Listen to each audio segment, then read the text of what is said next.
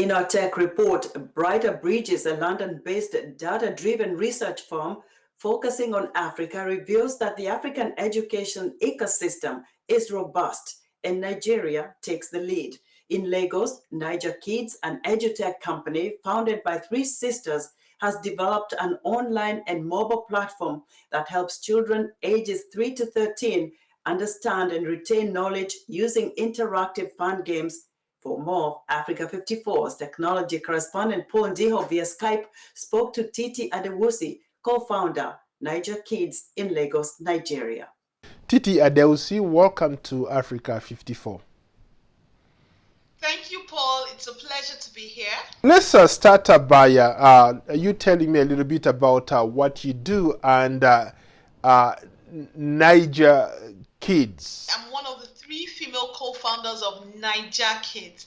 And what we simply do is we bring digital learning to children, but in a different kind of way. We make it fun.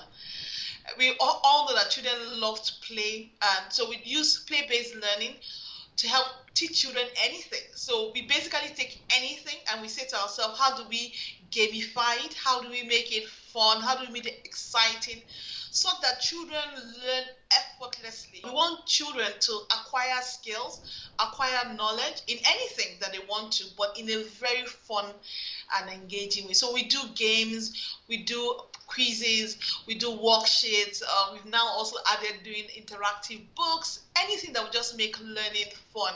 That's remarkable. How did you guys get started?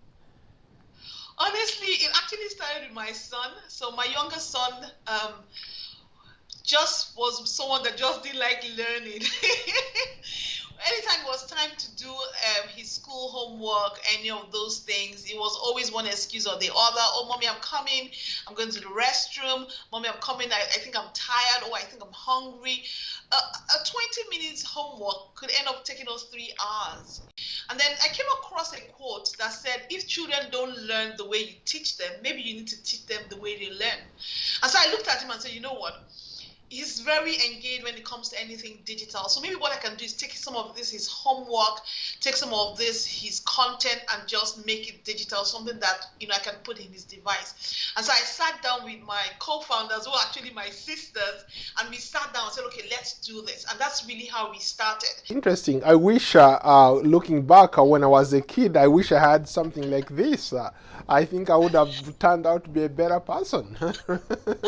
So what's the response been like? How are people responding to this initiative? I think the feedback is the one that warms our hearts the most. When you look at all our achievements, really the feedback.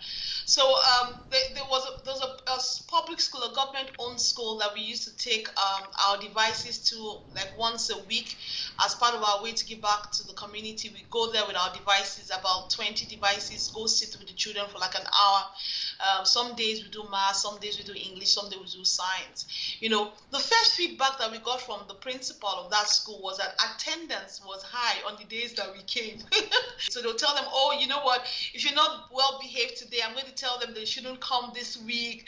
And so, like, no, we want them to come and play the games. And then the other thing we then saw was there was improvement. The teacher noted that they wanted to learn because when they go back and play the game, they want to ensure that they do very well. So they were more, ready to listen in class, just so that they can do well, when they actually play the game. So it was just wonderful to hear that, and that was even before the pandemic. So suddenly EdTech became the forgotten child, is what I like to say. The forgotten child suddenly became the prize and the favorite child. Suddenly everybody had no choice really but to move to technology, and they began to realize a lot of the things that they had left on the table. So we entered 2020 with a lot of people suddenly realizing that yes, they needed to embrace online learning. It gave them a lot more opportunity, but they also realized something, that online learning is tough. How about in terms of content development? You said that you love doing that. Are you developing all the content yourselves? We currently develop all the content ourselves. So we are made up of, educators as well in our team that develop the content, review the content. We also have kids that help provide the content, you know.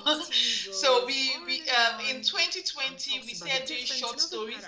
So we had quite a number of kids that wrote the short stories, and they was all excited to see their short stories being published on our platform. We get ideas from the children in terms of developing the content. Even when we do develop the content, we do the initial testing with a group of children. Say, oh, what do you like about this game?